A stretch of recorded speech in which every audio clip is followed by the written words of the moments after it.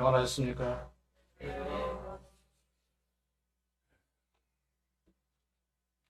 저와 함께 마가복음 1장 펴시겠습니다.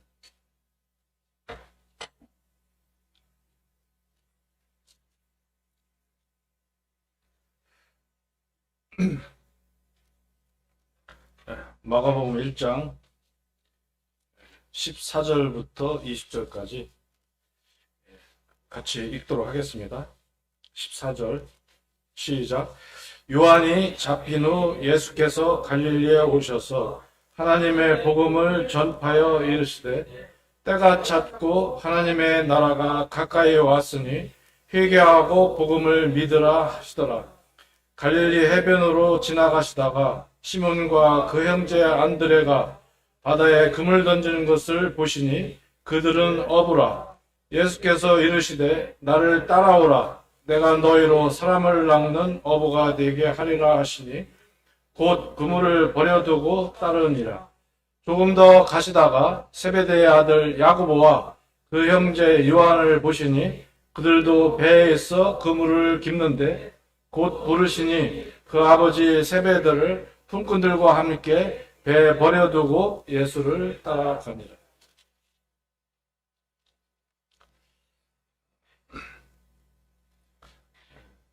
오늘 말씀 교재는 마가복음 1장 14절부터 20절에 나와 있는 본문을 중심으로 예수님을 따른다는 것에 대해서 이렇게 교제하고자 합니다. 구약과 신약 성경 전체의 주제는 하나님의 나라입니다. 더 구체적으로 말씀드린다면 하나님의 나라를 통한 하나님의 영광입니다. 하나님께서 우리 사람을 만드신 목적도 하나님의 영광을 드러내기 위해서 만드신 겁니다. 그래서 하나님의 형상을 따라 만들었다고 이렇게 말씀하셨습니다. 그래서 일반적으로 우리가 나라라고 한다면 세 가지 요소가 있나요? 나라를 이루려면 뭐가 있어야 돼요? 나라, 백성이 있어야 돼요. 또 그 나라, 영토가 있어야 돼요. 그 나라를 다스리는 왕이 있어야 돼요. 이걸 주권이라고 하죠. 세 요소가 있어야 일반적으로 나라라고 합니다. 그런데 하나님께서 말씀하신 하나님 나라의 가장 핵심 개념은 무엇일까요? 바로 주권, 다시 얘기하면 하나님의 통치입니다. 그래서 하나님의 통치는 에덴 동산에서부터 시작되었는데 이제 죄로 말미암아 이제 질서가 무너지고, 그래서 하나님께서 계획하셨던 이 하나님의 나라를 세우시기 위해서 이제 창세기 12장에 보시게 되면, 그래서 창세기는 1장부터 11장, 12장부터 끝장까지는 주제가 다릅니다. 그래서 이 아브라함을 하나님께서 부르시고 그 자손들인 바로 하나님의 언약 백성을 통해서 하나님의 통치를 실현하시고자 했습니다. 그러나 아브라함의 후손들은 어떻게 성공해서 실패했어요?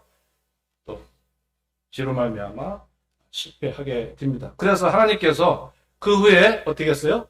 다윗을 부르시고 왕으로 세우셔서 이스라엘의 왕국 안에 바로 하나님의 통치를 또 실현하시고자 하셨습니다. 그 다윗의 후손들이 성공해서 실패했어요. 다윗도 범죄하고 또 그 후손들도 여전히 완성하지 못했습니다. 그 후에 하나님께서 이제 아브라함과 다손의 후손 누구? 바로 메시아이신 예수님을 통해서 하나님의 나라를 이루고자 하신 것입니다. 그것이 바로 이제 구약 시대를 마감하고 신약을 열으신 겁니다. 그래서 신약 성경은 맨 처음에 펴시면 마태복음 1장 1절 어떻게 나와요?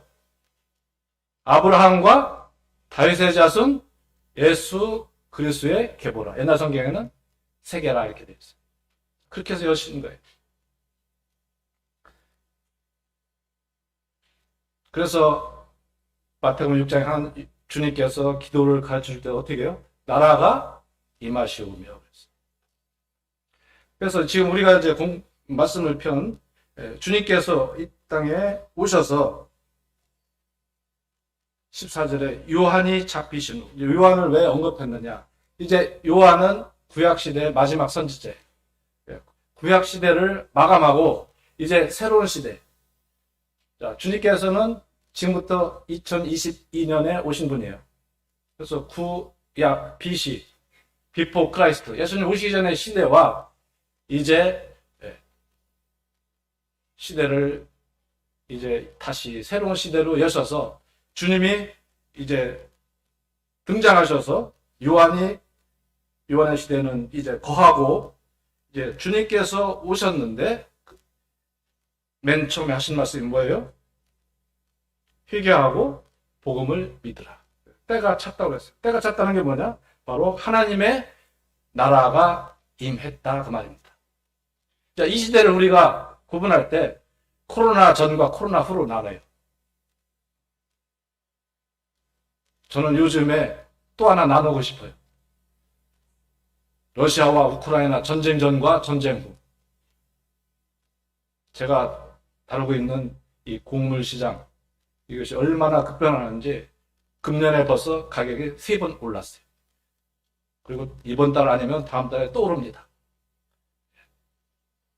세상이요, 자고 나면 변해요. 그런데 예수님께서는 시대를 여신 분이에요. 침례 요한은 이 땅에 오셔서 이 땅에 와서 한 일이 뭐예요? 예수님을 소개한. 그래서 무대에서 사라졌어요. 보라, 세상죄를 지고 하는 하나님의 어린 양이로다. 그리고 그는 물러갔어요. 주님이 이제 오셔서 뭐였어요? 하나님의 나라가 임했다. 그리고 너희는 어떻게 한다고요? 회개하고 복음을 믿어라. 복음이 뭡니까? 하나님의 아들 예수 그리스도. 그 시대에 주님이 말씀하실 때 그 시대의 역사를 우리가 이제 돌아가서 살펴본다면 그 시대의 복음은 무엇이었습니까? 이 기쁜 소식은 로마 황제의 명령이 기쁜 소식이었어요. 로마 사람들에게는 황제의 이 선포가 복음이었습니다. 황제의 선포가 뭐예요? 전쟁에서 승리한 소식. 전쟁에서 승리한 소식이 이 로마 시민들에게 왜 기쁜 소식이었습니까? 전쟁에서 승리한 소식은 자기들에게 전리품이 돌아와요. 물질적 부유가 돌아와요. 그런데 그 이면에 정복당한 식민지에서는 심판입니다. 하나님의 나라가 임했다고 하는 것은 이 세상에 심판이 동시에 온 거예요. 그래서 주님의 복음을 뭐라고 말씀하셨어요? 하나님의 복음. 땅에 속한 기쁜 소식이 아니라는 겁니다. 이 땅에 속한 기쁜 소식은 로마의 황제의 이 기쁜 소식은 그들에게 물질의 풍요와 그들에게 돌아오는 이 많은 혜택을 누리게 되지만 그러나 하나님의 복음, 하늘의 복음은 누구라는 거예요? 하나님의 나라의 신, 주체의 신 누가 왔다는 거예요? 예수 그리스도가 이 땅에 오셨다고 하는 겁니다. 이것을 하나님께서 선포하십니다. 그리고 이분이 이제 하나님의 나라를 이제 이루시기 위해서 제자들을 부르시는 거예요. 하나님은요, 말씀 한마디로 해도 달고 달도 달고 이 공중의 모든 것들, 이 세상의 모든 만물을 말씀 한마디로 창조하시는 그런 능력자이시지만 하나님 나라를 이루는 일에는, 하나님 나라를 건설하는 일에는 사람을 통해서 하신다고 하는 거예요. 그래서 하나님 주님께서 직접 이제 어떻게 한다고요? 부르신 겁니다. 어떻게 부르셨습니까? 갈릴리에 오셔서. 갈릴리가 어떤 데예요? 이스라엘 변방입니다. 가장 낮은 곳, 누가 돌보지 않는 곳. 그래서 주님은요, 마음에 가난한 사람에게 임하십니다.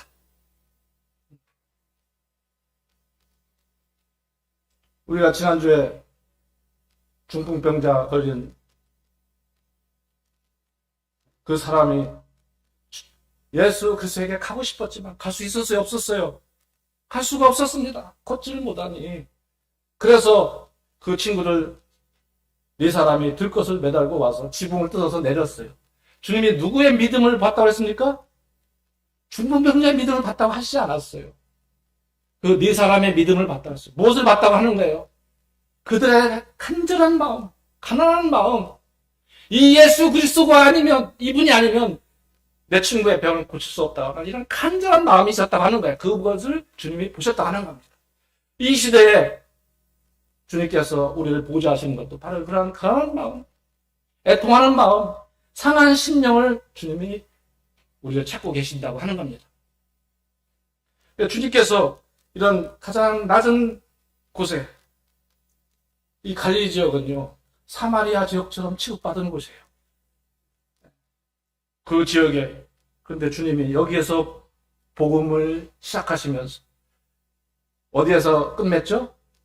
요한복음 21장 공부하셨잖아요. 저희들과 함께 어디에서 마지막 만나요? 갈릴리에서 만납니다. 그리고 요한 사도행전 1장에 보시게 되면 이제 주님이 승천하시면서 뭐라고 말씀하세요? 왜 나를 쳐다보느냐, 이 갈릴리 사람들아. 이 갈릴리 사람들이라고 말씀하셨어요.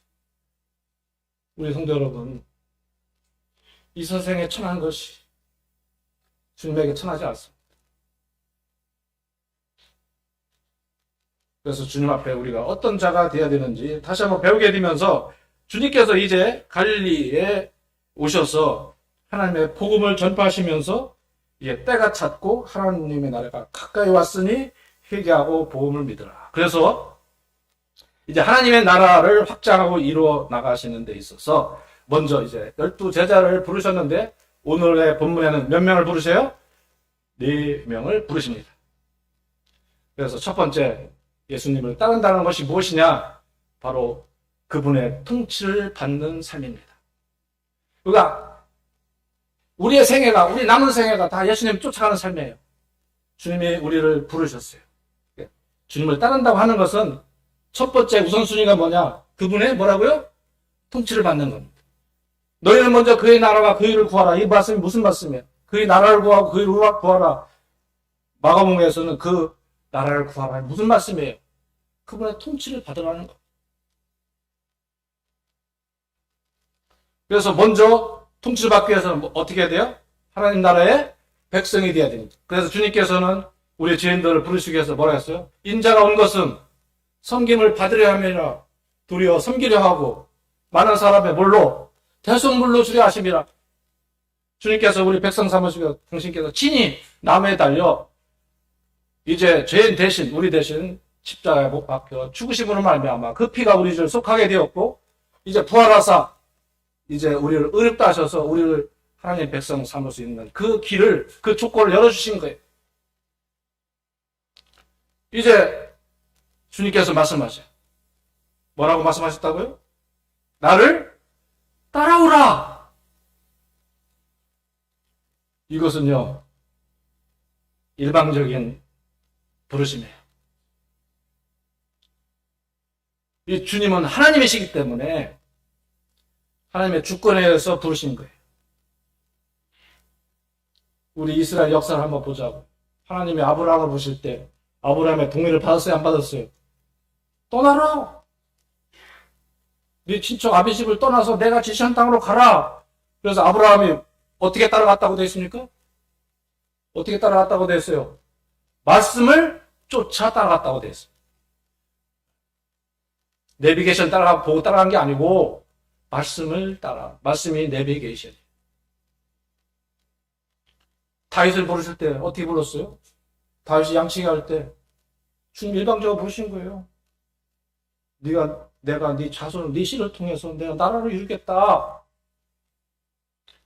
자, 주님께서 이제 부르신 거예요. 나를 따라와라. 내가 너희를 통해서 하나님의 나라를 내가 이루겠다. 세우겠다. 이것은 100% 일방적인 주님의 부르심. 우리를 무시하는 겁니까? 내 동의도 안 구하고 독재자입니까? 그렇게 보십니까? 하나님이 나를 부르신 거에 대해서 내가 하나님 나라를 내가 건설하는데 난 네가 필요하다 부르신 거에 대해서 하나님은 나도 인격이 있는데 나한테 좀 동의를 구하시든지 응? 내 사정을 아시면서 내 사정 주변 정리를 좀 하실 수 있는 기회도 주시든지 응? 주님 앞에 한번 따져볼까요? 왜 주님 앞에 일방적으로 부르신 것이, 왜 하나님의 주권에 의해서 부르신 것이, 이 부름이 우리에게는 왜 은혜가 되겠습니까? 우리 일꾼들에게 공부했어요. 포도원 주인이 아침 8시에 부르는 사람, 9시에 부르는 사람, 오후에 부르는 사람, 정오에 부르는 사람, 그러나 마지막 1시간짜리 불렀어요. 앞에 있는 사람들 부를 때 뭐 어떻게 했어요? 상당한 뭐라고요? 이제 근로 계약을 한 겁니다. 근데 하루 일당 얼마 쳐줄게. 근데 마지막 1시간짜리는요, 계약한 사실이 없어요. 그냥 부른 거예요. 누가 이익이에요? 계약한 사람이 이익이에요? 아니면 그냥 불러주니까 그냥 땡큐 해가지고 1시간짜리 가서 일해서 하루 일당 받은 사람이 은혜입니까? 네? 그래서 하나님은요, 이 말씀을 통해 우리에게 가르치는 거예요. 너희들은 찌질이 못난 1시간짜리 인생인데 내가 너를 일방적으로 불러줄게. 이스라엘 백성들이 왜 실패한지 아세요? 모세가 십계명 받으러 갈 때 어떻게 했어요? 응? 십계명 받으러 갈 때 너희가 내 언약을 지키면 내 백성이 될 거야. 제사장 나라가 될 거야. 이스라엘 백성은 어땠습니까? 반드시 그렇게 하겠습니다. 사인했어요. 이거 조건계획. 성공해서 실패했어요? 자, 우리 하나님하고 한번 조건계획 해볼까요? 하나님이 이렇게 제시하면 나도 이렇게 따라 하겠으니까 한번 1대1로 한번 하나님하고 계약해볼까요? 지킬 수 있어요? 거룩하신 하나님의 그 기준에 맞출 수 있겠어요? 하나님의 의가 뭡니까? 하나님의 기준입니다. 너희는 하나님의 의를 구하는 것이 하나님 기준에 합한 하나님 기준의 100점이 되어야 된다고 하는 지킬 수 있어요? 하나님은요, 그 지킬 줄 모를 뻔히 아시면서도 계약을 하시는 겁니다. 그래서 언약입니다.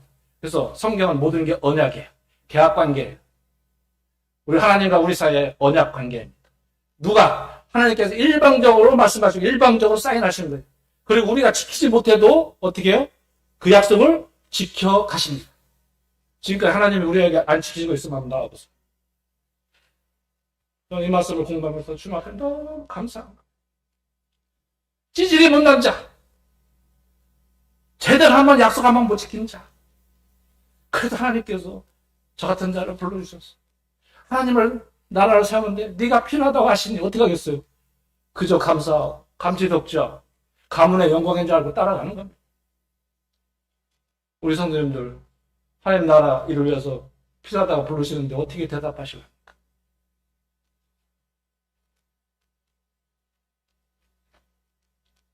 16절에 보시면 이제 시몬, 베드로하고 안드레는 그물을 열심히 던지고 있었습니다. 근데 나를 따라오라 했더니 어떻게 해요? 18절에 따르는데 어떻게 따라했어요? 곧 그물을 버려두고 따라. 그래서 이제 예수님을 따른다고 하는 것은 가장 우선순위가 뭐라고요? 하나님의 통치를 받는 거예요. 이제 내 삶은 내가 사나 죽으나 누구에게 달려있다? 예수님에게 달려있다. 나는 이분의 통치를 받는다. 나는 이분의 백성이 됐을 때 회개하고 복음을 믿으러 하신 이 하나님의 말씀에, 이 예수님의 부름에 값없이 이 예수께서 내 대독제물을 되어주셨으므로 내가 공짜로 하나님 백성이 되었으므로 이제 왕이신 이분을 내가 왕으로 모시고 주인으로 모시고. 그래서 베드로가 예수님이 왜 베드로를 기뻐하셨습니까?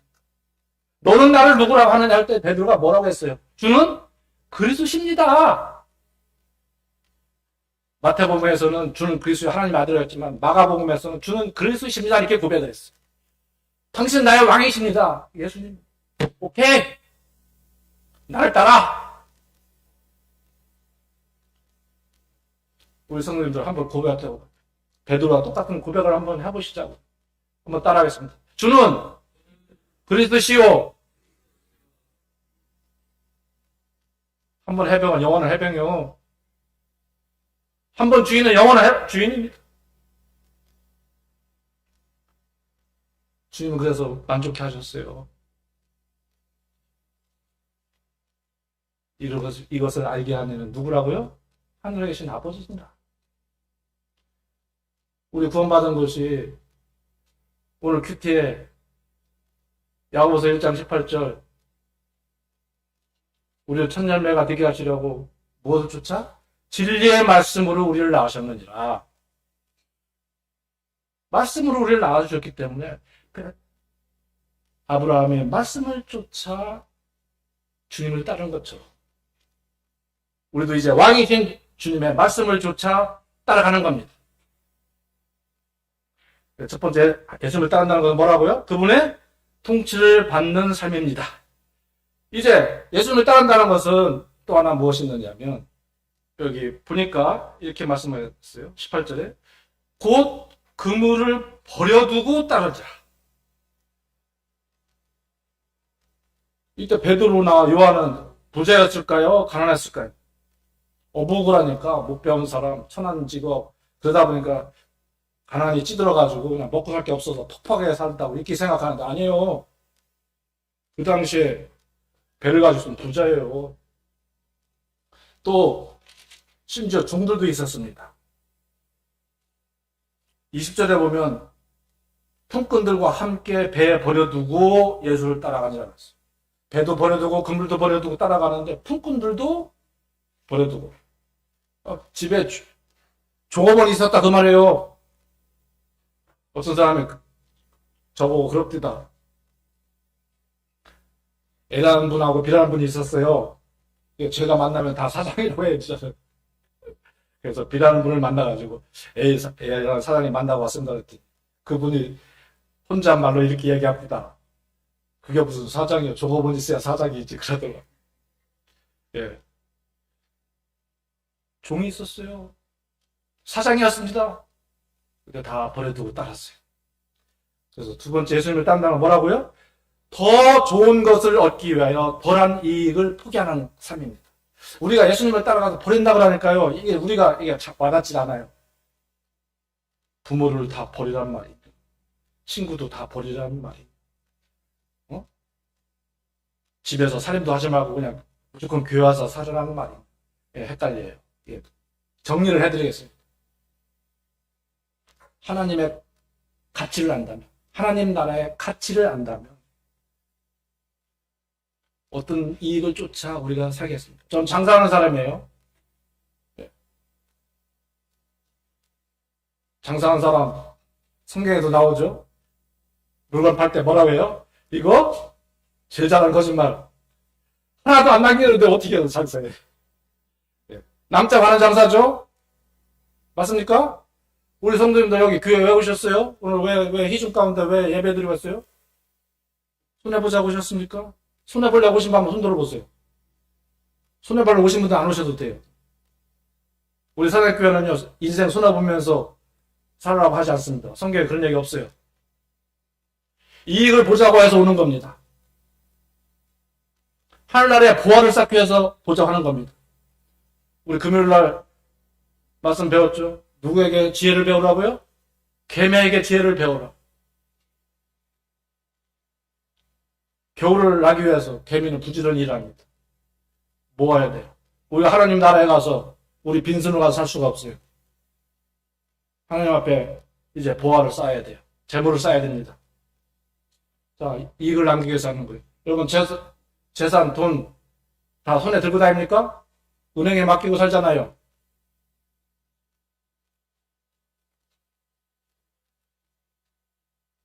가장 여기에 합당한 비유 중에 어떤 비유 말씀이 있습니까? 마태복음 13장 44절에 천국은 마치 밭에 감추인 보화 같으니 사람이 이를 발견한 후 숨겨두고 기뻐하며 돌아가서 자기의 수를 다 팔아 그 밭을 사나니 한 사람이 있었어요. 이분은 수장농이에요. 자기 땅이 없다 보니까 이제 남의 땅을 빌려서 이제 조그만 밭대기 곡식 심으며 이제 처자식 먹여 살리고 있어요. 이제 있는 거라고는 평생 벌어서 그냥 찌그러져가는 집 한 채. 그리고 돈이라고는 이제 딸 시집 보내려고 개돈 모아가지고 조금 모아놓은 거 그거 하나 있습니다. 그런데 밭을 가다 보니까 이상하게 새소리가 나요. 파보니까 뭐가 있었다는 거예요? 금덩어리 금기가 있다고 하는 겁니다. 이게 돌아가요, 안 돌아가요? 이걸 보고도 감각이 없다. 그러면 그 사람하고 사귀지 마세요. 그런 사람. 이 경제 논리에, 예? 경제성이 없는 사람하고 사귀지 마요. 뭐 얻어먹을 게 없어요. 이 사람의 머리가 팍팍 돌아가는 겁니다. 이것이 내 것이 되려면 어떻게 해야 될까? 어떻게 해야 돼요? 이걸 가져가는 순간 절대요. 형사처벌에, 징역살해. 어떻게 해야 돼요? 이 땅이 내 것만 된다면, 그 밭에 있는 게 누구 거요? 내 거! 어떻게 합니까, 이제? 주인한테 가서. 주인, 이 밭을 저한테 파시죠. 주인이 뭐라고 했겠어요? 택도 없는 돈. 네가 뭔 돈이 있다. 주인님! 내가 더블로 드리겠습니다. 네? 주인이 농담처럼 한 거, 그럼 그렇게 한번 해보던지. 그때부터 이제 발이 땀나게 뛰어다니는 겁니다. 집도 빨리 팔고, 갯돈도 깨고, 이제 형한테 가서 돈도 좀 빌리고, 누나한테 가서 좀, 돈도 좀 끄고, 이렇게 해가지고, 더블로 만들어서 샀다. 그 말이에요. 이게 누구 거? 누구 거라는 겁니까? 하나님 나라라, 이런 거. 내가 갖고 있는 집, 내가 갖고 있는 조그만 그 갯돈, 이 가치보다 이 밭에 있는 그 무화과가 어때요? 더 가치가 있다는 거예요. 이 땅에 있는 가치. 베드로가 이제 평생 먹고 사는 배, 또 그물, 이 가치보다 어떤 가치가 더 있다는 거예요. 하나님 나라의 가치가 더 있다는 걸 알고 이것을 버리고 갔다고 하는 거예요. 언제? 곧 지금. 그러니까 이 가치를 모르니까 이게 버린다는 거, 포기하는 걸 너무 어렵게 생각하는 거예요. 누구든지 사회가 진 거 놀려간 사람 없어요. 그런데 더 가치가 있다. 저라면 내일 당장 누가 와가지고 제 물건 팔아준다고 하면 어떻게 하겠습니까? 이익이 남는다면 다른 일을 포기하고 가서 거기 매달리지 않겠어요. 우리 사랑하는 성도님들, 우리 더 큰 이익을 위해서 우리가 모이는 사람들. 그것이 아니라면, 그런 목표가 아니라면 제가 우리 성도님들을 기만하는 거예요. 맞습니까? 이거 주님께서 보장해 주세요. 그래서 맨 먼저 예수님을 따른다는 것은요, 예수님이 왕으로서 예수님을, 그분의 통치를 받는 우리의 삶이고요. 또 하나는 예수님을 따른다는 것은 뭐라고요? 더 좋은 것을 얻기 위해서 지금 덜한 이익을 포기하는 삶입니다. 그래서 여기 따라가려면 버릴 줄도 알아야 돼. 그래서 누가복음 9장 62절에는 손에 쟁기를 잡고 뒤를 돌아보는 자는 하나님의 나라에 합당하지 않다고 그랬어요.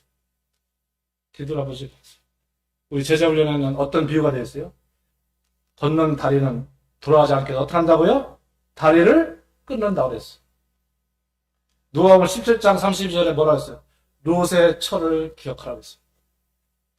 이제 자기 신이 기둥이 되는 줄 모르고 뒤로 돌아봅니다. 우리 주님 따라가는 사람은, 왕의 명령을 받들어 따라가는 사람은 절대로 뒤를 돌아보지 않는 겁니다. 걷는 다리를 다시 건너가는 거 아닙니다. 야곱 보셨죠? 앞에 에서가 있으니까 어떻게 해요? 납북강을 지 혼자 살자고 다 건너가, 지 혼자 안 건너갑니다. 그러나 그가 하나님을 만난 이후에, 이제 야곱이 이스라엘이 된 이후에 하나님께서 이제 다리를 꺾어서 이제 야곱을 꺾으셨을 때 야곱이 한 일이 뭡니까? 자기가 제일 앞장섭니다. 그 다리를 건너가는 거예요. 강을 건너는 거예요. 그래서 우리가 수요일날 공부했죠. 표대에 대해서. 표대를 향하여 그리스도의 예수 안에서 하나님이 위에서 부르신 부름의 상을 달려가노라. 우리 나중에 찾아보세요. 이 프리세트 성경 가시면 표대가 뭐라고 나와 있는 설명. 하나님의 나라입니다. 하나님의 나라, 목표가 하나님 나라야 돼. 그래서요, 우리 사단교회는 모든 말씀의 교재가 하나님 나라여야 됩니다. 하나님 나라가 아닌 세상에서 배운 지식이나 학문이 교회에서 전해지면 안 돼. 오직 하나님 나라여야 돼. 이것이 성경의 주제이고 예수 그리스도가 이 땅에 오신 목적이에요. 우리는 오직 하나님 나라를 구하는 사람들이 돼야 되고 우리의 목표도 하나님 나라가 돼야 되고 바울이 우리에게 달려간다는 게 무엇이냐? 뒤를 돌아보지 말라는 거, 옆을 보지 말라는 거. 이건 뭐, 이 어원이 어디에 나왔냐? 이 사냥개가요. 자기가 쫓는 이 목적물을 위해서 그 사냥을 하기 위해서 사냥개가 뒤를 돌아보는 순간, 옆을 보는 순간 그 목표는 도망가 없어지는 거예요. 사냥개가 그 목표를 잡기 위해서 어떻게 해야 된다? 달려가는 거예요. 어떻게? 오직 목표만 바라보고. 그래야 사냥감을 잡을 수 있는 거예요. 우리의 목표가 뭐라고요? 오직 하나님 나라야 돼. 다시 얘기하면 하나님 나라를 세우면서 그 일에 동참하면서 우리 주 예수 그리스도의 하나님의 영광이 드러나는 그것이 하나님의 나라 삶을 사는 사람의 참된 자세예요. 이제 예수님을 따른다는 건 뭐라고요? 그분의 백성이 되어서 그분의 통치를 받는 것이고 또 하나는 더 좋은 것을 얻기 위해서 덜한 이익을 포기하는 것입니다. 이제 마지막으로 예수님 따른다는 것은 무슨 일이냐? 주님이 이렇게 말씀하셔요. 17절에 나를 따라오라 내가 너희로 뭐라고 했습니까? 사람을 낚는 어부가 되게 하리라. 그래서 예수님을 따른다는 것은요. 맡은 일에 책임을 다하는 삶입니다. 다시 하면 사명을 다하는 삶이에요. 자, 소명과 사명이 어떻게 달라요? 사전을 찾아보니까 소명은 뭐라고 되어 있습니까? 사람이 하나님의 일을 하도록 하나님의 부르심을 받는. 그래서 나를 따라오라 이건 소명이에요. 자, 우리 선생님들 다 소명을 받았습니다. 맞습니까? 따라오라 하니까 따라왔잖아요. 희귀하고 복음을 믿었잖아요. 그런데 우리에게 사명이 있어요. 맡겨진 임무가 있습니다. 무엇이? 너희는 이제 사람을 낚는 어부가 되어야 돼. 아직도 내가 주님이 나를 부르신 목적을 모른다 그러면 진짜 이거 어떻게 해야 됩니까? 물론 그럴 수는 있어요. 있을 수 있는데 이제 아셔야 돼요. 주님은 우리를 부르실 때 목적 없이 부르지 않습니다.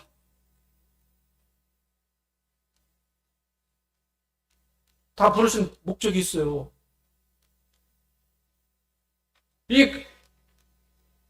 주님이 이 건물을 이 예배당을 질 때 이 주인이 예배당 곳곳에 짓는 재료가 다 필요해요. 다르게. 자, 그래 이 시대에 이제 하나님의 나라를 이제 세운다는 것은 무엇이냐? 이제 세대별로 이 세대는 바로 교회를 세우는 일이 바로 하나님의 나라를 세우는 일입니다. 이 시대의 분별은 그래서 이 시대는 교회 시대요, 은혜 시대입니다. 그래서 하나님의 나라 안에 이제 이 은혜 시대에는 이제 우리가 교회를 세우는 일인데, 그래서 12제자를 부른 것이고, 이 반석 위에 교회를 세우는 일인데, 이 사람을 낚는 어부의 이 사명이 우리에게 무엇일까? 그래서 우리는 말씀을 통해서 볼 때, 예수님이 갈릴리 바다 지나가다 보신 거예요. 베드로를 보니까 그물을 던지는데 이건 프로야. 예수님 보시니까 이 그물을 던지는 게 그 당시에는요 보통 기술이 아니면 안 된다. 예? 이건 숙달된 조교 수준이 아니에요. 프로예요. 프로페셔널. 예수님 보시니까 이건 아무나 할 수 있는 이 그물질이 아닌 거예요. 그분 주님이 그걸 보시니까 주님이 우리에게 뭘 사용하신다? 주님이 주신 재능과 은사와 우리의 시간과 물질과 우리가 갖고 있는 모든 것을 다 주님이 이제 쓰시겠다고 하는 거예요. 또 요한과 야고보를 보니까 배에서 그물을 다듬습니다. 그물을 수선합니다. 이걸 보니까 이건 보통 기술이 아니야. 예? 오늘날 하면 이거 IT 기술이 IT 기술. 제가 그걸 보신 거예요. 우리 성도 여러분, 우리 현장에서 우리 주님을 찾으세요. 현장에서 주님 맡긴 일에 어떤 목표가 있으면 그 위치에서 최고가 되기를 노력하십시오. 이것이 드리고 싶은 말씀입니다. 그래서 주님이 그걸 보시고 쓰시는데 이제 이 교회를 세우는 일에 에베소서 4장 말씀 한번 보시겠습니다. 제가 연초에도 규제를 드리고 자주 드리는 규제 말씀입니다. 에베소 4장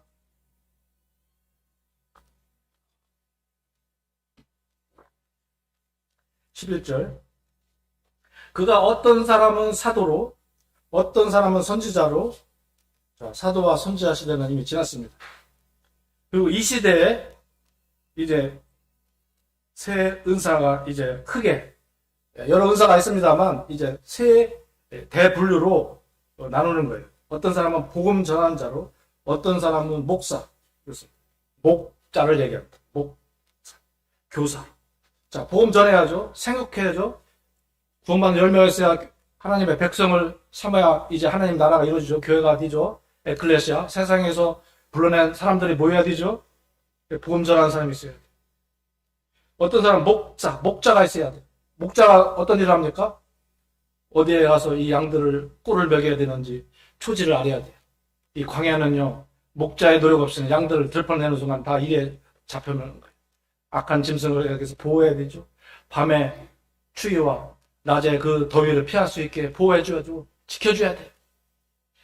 또 교사가 뭡니까? 하나님 말씀을 잘 따라갈 수 있도록 말씀을 진리를 잘 분별해서 잘 가르쳐야 돼요.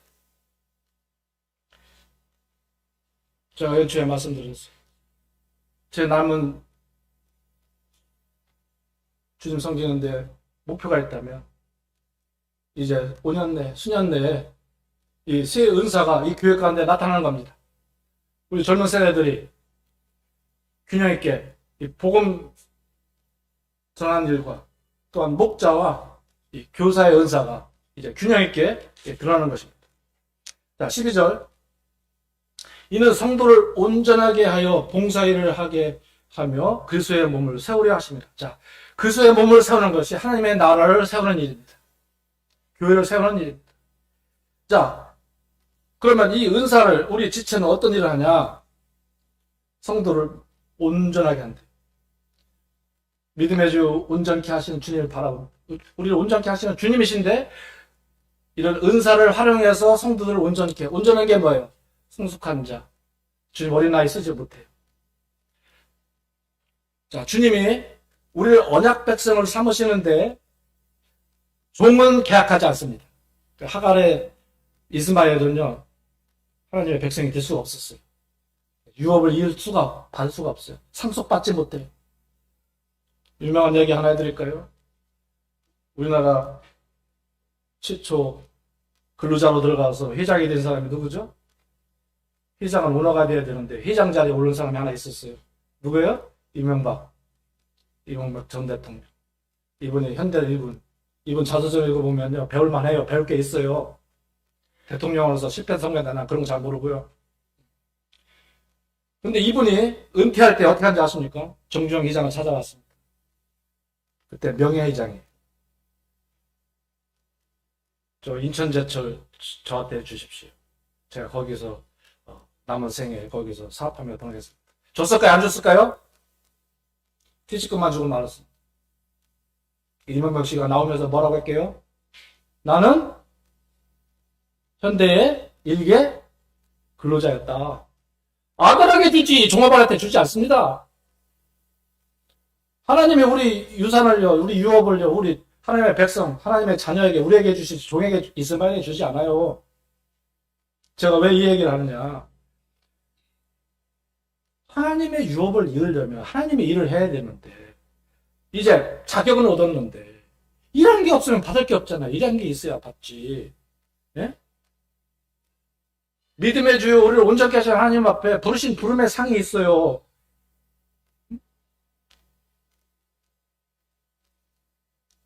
그때를 향해서 그리스도 예수 안에서 하나님의 위에서 부르신 부름의 상을 위해서 쫓아가잖아요. 그러면 일을 할 수 있도록 해주는 게 뭐냐? 그래서 온전한 이렇게 쓴 거예요. 온전한 성도가 일을 하는 거예요. 자, 온전한 원어의 뜻이 무슨 뜻이냐? 이런 뜻도 있는 거예요. 그물이 찢어지면 그물을 깁는 거. 요한과 야고보가 배에서 그물 깁는 걸 보고 불렀잖아요. 그래서 물고기만 잘 잡으면 뭐해. 잡아 돌렸더니 다 새나가. 그러니까 물고기 잡는 것도 필요하죠. 어떻게 한다고요? 그물을 기울이고. 그래서 성도들을 온전케 하는. 성도들이 일을 할 수 있도록 이제 양육시키고 격려해주고 일을 할 수 있도록 이제 자리도 만들어주고 이게 교회에 필요하다고 하는 거예요. 그래서 주님은요, 물고기 잡는 베드로도 필요하죠. 그물을 깁는 요한과 야고보도 필요한 거예요. 이 일을 누가 해야 되느냐? 누가 한다고요? 우리 성도님들 각자가 다 하시는 거예요. 이 주님이 이를 위해서 우리를 부르셨다고 하는 겁니다. 또한 우리가 일을 하다 보면 이제 어떤 때는 어려울 때 있어요. 시험이 찾아옵니다.